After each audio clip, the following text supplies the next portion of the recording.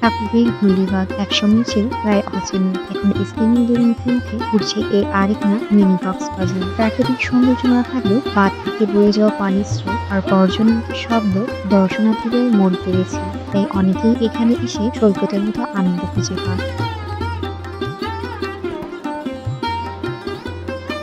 ঠাকুরগাঁও সদর উপজেলার পালি ইউনিয়নের কুমারপুর গ্রামে অবস্থিত এই বাঁধ ভ্রমণপ্রেমীদের অন্যতম গন্তব্য। স্কুল কলেজের শিক্ষার্থী থেকে শুরু করে পরিবারের সদস্যরা সবাই দল বেঁধে আসেন।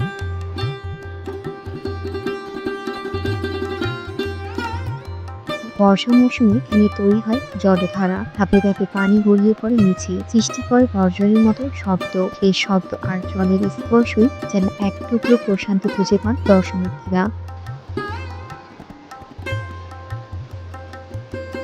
বাঁধ এলাকায় গিয়ে দেখা গেছে অনেকেই দল বেঁধে জল ফেলিতে মেতে উঠেছেন। তরুণদের দেখা গেছে প্রাণ খুলে গোসল করতে, খেলতে আর আনন্দ করতে।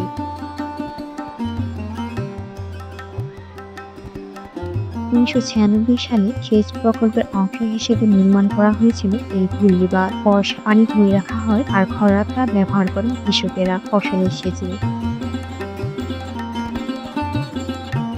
দীর্ঘদিন ধরে এই বাঁধে মাছ শিকার করে জীবিকা নির্বাহ করছেন অনেক জেলে।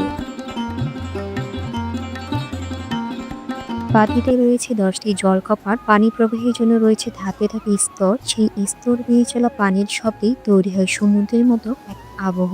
প্রাকৃতিক স্রোতের এক ভিন্ন আবহ আর নির্মল বাতাসে ঘূর্ণিবাঁধ এখন ঠাকুরদের এক স্বর্ণগুণময় পর্যটন গন্তব্য। কিন্তু অবকাঠামোগত উন্নয়ন হলে এই মিনি কক্সবাজার হয়ে উঠতে পারে দেশের অন্যতম আকর্ষণ।